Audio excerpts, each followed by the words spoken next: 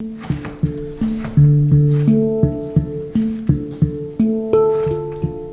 first of all, we make sure we've got a nice stable connection to the earth. So I like to line up the outsides of the feet so they're facing more or less forwards and check I can bounce.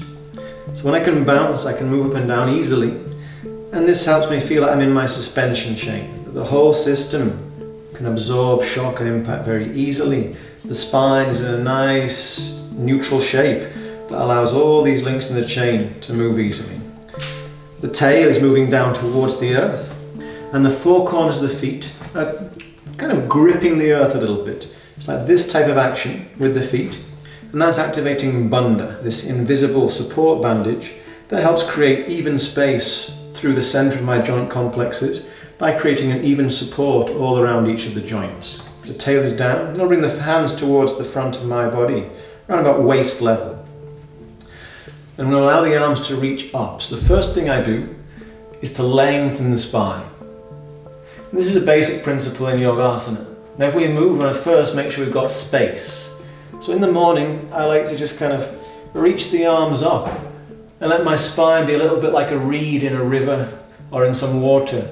Just feel some movement and feel the connection from the feet and the earth all the way up to the sky through the spine.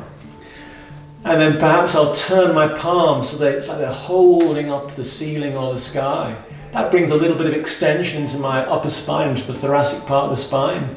And then once more, I'm going to reach up through my fingers. My fingers are quite active, and I'm feeling the connection from the feet and the earth all the way up to my fingers and the sky. My neck is easy and relaxed, so I can check I can move the neck. And the fingers are active. And I like to feel like I'm cupping a basketball. So I've got this kind of active engagement in my hands. So I reach up. And then continuing to reach upwards, I also allow myself to begin to reach forwards. And then the hands begin to move downwards, and I'm flexing forwards in the thoracic part of the spine. But the lumbar spine is staying long, and my hips are not flexing. The hands then move further down and towards the rear, bending the elbows around the level of the floating ribs, bringing the hands through, then stretching the wrists out a little, and arcing the arms out and up over the head. Then bringing the hands towards the opposite elbows, rooting down through the feet and the hips, lifting out of the right side of the navel all the way up into the right elbow, interlacing the fingers and reaching up and over to the left side. Feeling the connection of the earth through to the hands, then releasing the lower hand, turning the palm, gathering the energy back up. Hands to opposite elbows, rooting down through the feet and the hips, and then lifting out of the left side of the navel all the way into the left elbow, interlacing the fingers and lifting the arms up and over to the right side. And then releasing the right hand, gathering the energy up. Then maintaining that lovely sense of length and space in the spine and bring the hands down to about chest height. And then keeping the hips facing forwards, rotating from the navel towards the right. Then opening the arms a little wider. Again, I've got that sensation of cupping the basketball. And with the back hand, I gather the energy back to the center. And then once more from the navel, rotate to the second side now. Open the arms wider. And then with the back hand, gather the energy back to the center. And maintaining that sense of length in the spine. Bring the hands back down towards the level of the navel. And then to the side of the body. And we might notice just by doing this simple sequence one time, we feel a lot of warmth in the body. We feel some tingling, some vital presence in the hands. We haven't done a lot of movement, but we've moved very efficiently because we've moved the spine. So we'll review this sequence twice more now. It's this very simple, beautiful sequence that I learned from Simon Borg-Olivier. You can find lots of resources from online. So we start, nice stable stance, suspension chain, active so I can bounce up and down comfortably. Ankles, knees and hips all facing the same direction, feeling space in the pelvis, tail down. Hands around the level of the navel, and then first thing is lengthen. So always in Hatha Yoga, yogic movement, first we create length in the spine before we move. And then we reach the hands upwards first, and still reaching upwards, bring the hands forwards.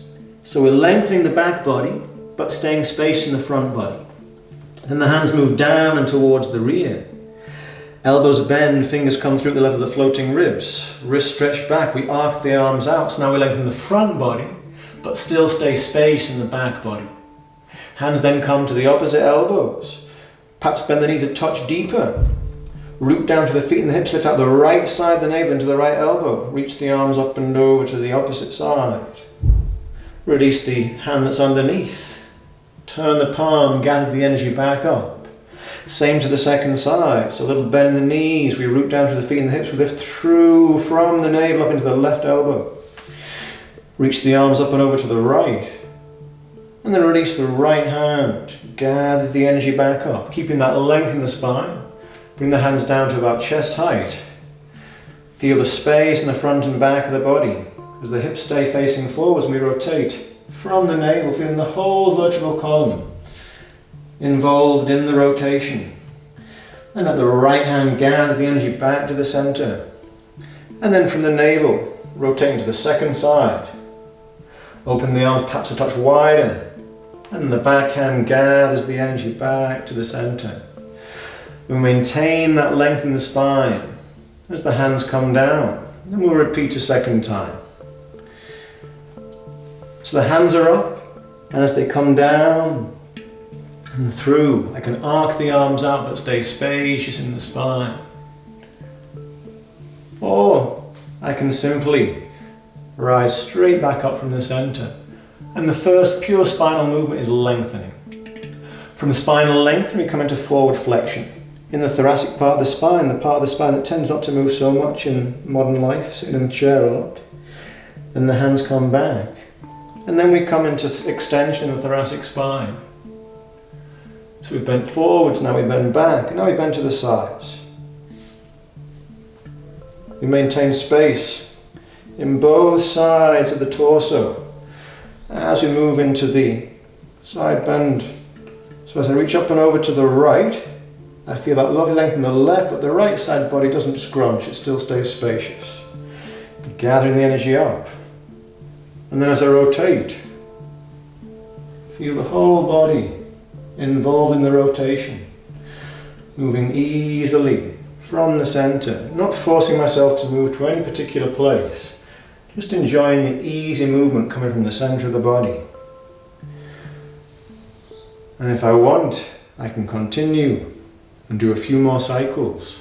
Just enjoying that invitation to fluidity through the spine, to bring warmth and to promote the smooth flow of energy information through the whole of the body.